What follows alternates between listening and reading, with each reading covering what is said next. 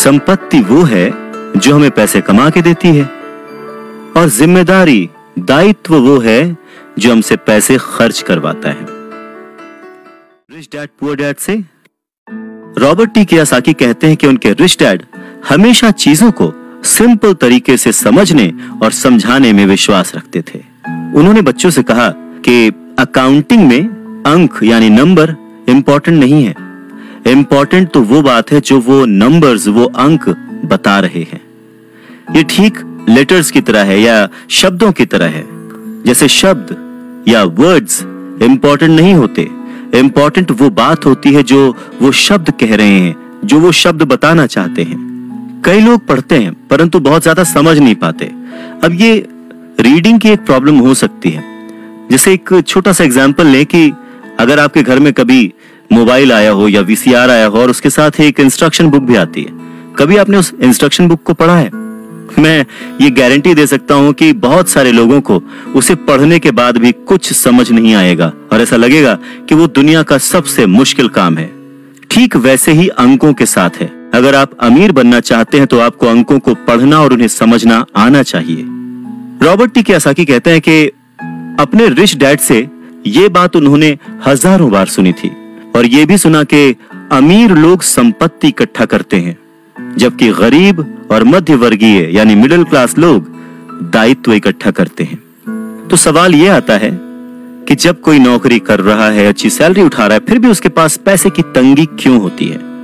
Robert T Kiyosaki के rich dad कहते हैं कि पैसे की तंगी की असली वजह होती है कि लोग संपत्ति और दायित्व के बीच अंतर नहीं कर पाते। तो वास्तव में अगर आपको अमीर बनना है तो आपको सिर्फ इतना ही जानने की जरूरत है और आप जिंदगी भर संपत्ति खरीदते रहिए। बस इनके बीच के फर्क को न जानने के कारण बहुत सारे लोग जिंदगी भर पैसे की कमी से परेशान रहते हैं। पैसों के लिए आदमी इसलिए परेशान होता रहता है क्योंकि वो ना तो शब्दों को समझ पाता है ना ही अंकों को। जिन लोगों के सामने पैसे की मुश्किलें आ रही हैं, उन्हें यह समझ लेना चाहिए कि शब्दों या अंकों में ऐसा कुछ है जिसे वो पढ़ नहीं पा रहे हैं। कोई चीज ठीक से उनकी समझ में नहीं आ रही है। अमीर लोग इसीलिए अमीर होते जाते हैं क्योंकि इस मामले में वो पैसे की तंगी से परेशान लोगों से ज्यादा समझदार होते हैं। तो अगर आप भी अमीर बनना चाहते हैं और अपनी दौलत को बनाए रखना चाहते हैं तो पैसे की साक्षरता और समझदारी बहुत जरूरी है, शब्दों में भी और अंकों में भी।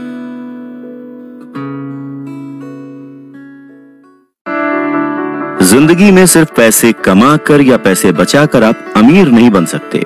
अमीर बनने के लिए आपको अपने अंदर बहुत कुछ बदलना पड़ेगा। अगर कोई लॉटरी में पैसे जीत जाए और उसे वो अपने साथ रख ले, बचा ले, तो क्या वो आपकी निगाह में अमीर है? नहीं, क्योंकि वो पैसा आज नहीं तो कल उसके साथ नहीं रहेगा। अमीरी एक सोच है, एक जीवन शैली है, एक नजरिया है और आपको हमेशा अमीर बने रहने के लिए अमीरों की तरह ही सोचना पड़ेगा, खुद को इंप्रूव करना पड़ेगा। और इसी बात को रॉबर्ट टी कियोसाकी के रिच डैड एक कहानी के माध्यम से उन्हें समझाते हैं। वो कहते हैं कि जापानी लोग 3 ताकतों को मानते थे, तलवार की ताकत, रत्नों की ताकत और दर्पण की ताकत। तलवार हथियारों की ताकत का प्रतीक थी। अमेरिका ने हथियारों पर खरबों डॉलर खर्च कर दिए और इसी कारण वो आज विश्व में सबसे ताकतवर देश है। दूसरी ताकत रत्न यानी के पैसे की ताकत का प्रतीक। इस कहावत में कुछ तो सच्चाई होगी।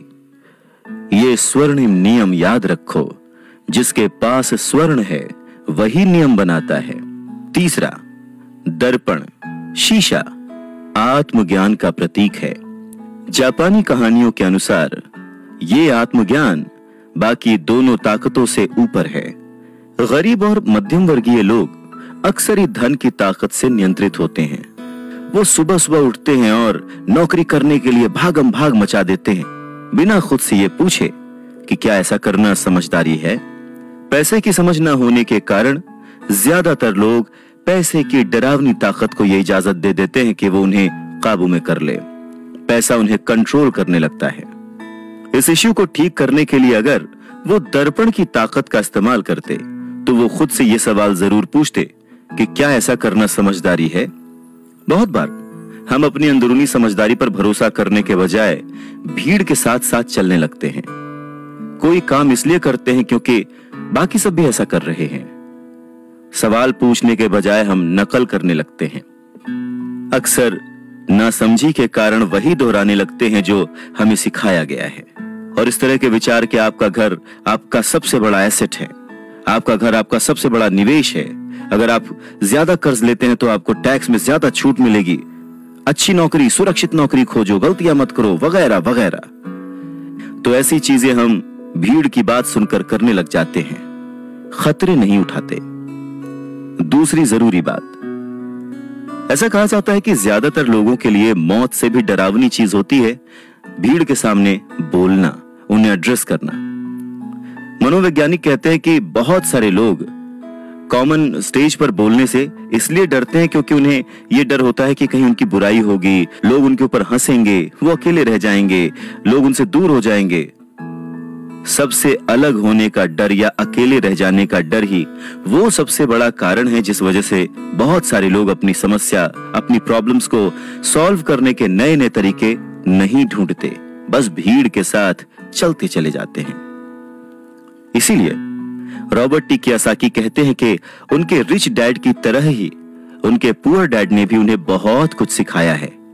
और उनमें से एक जरूरी बात यह थी कि क्यों और किस तरह से जापानी लोग दर्पण की ताकत को, आईने की ताकत को सबसे ज्यादा इंपॉर्टेंस देते थे।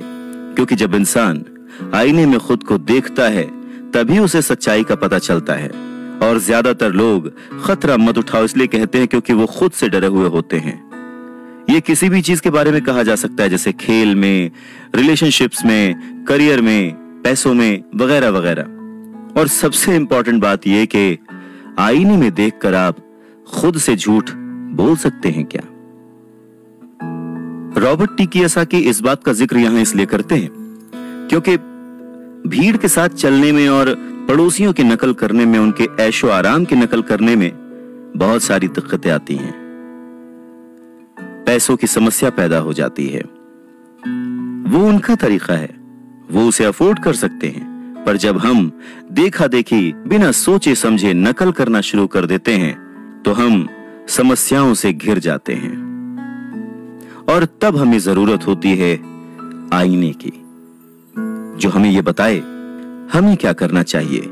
क्योंकि बेसिक रूल तो वही है, आप पैसे के गुलाम नहीं हैं। ऐसे काम करिए, ऐसे सोचिए, ऐसे बनिए कि पैसा आपका गुलाम हो, वो आपके लिए